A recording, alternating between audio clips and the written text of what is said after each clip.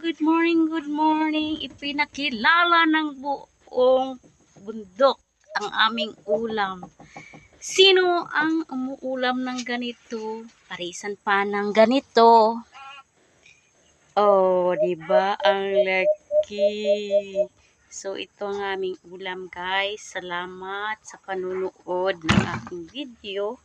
So, ngayon ay naggulay ako ng pako. So, pako din ba ang tawag ninyo? Ito. So, ito ang aming pako.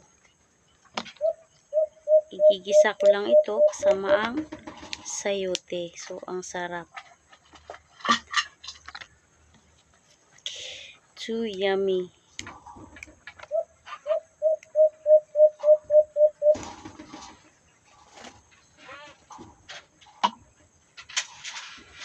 Ang bukid, guys, di ka na problema sa namin lang gulay.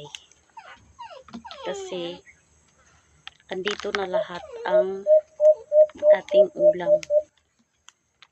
So, kung sino man ang nakaka-ulam ng ganito, please like below and comments and share. Thank you so much for watching.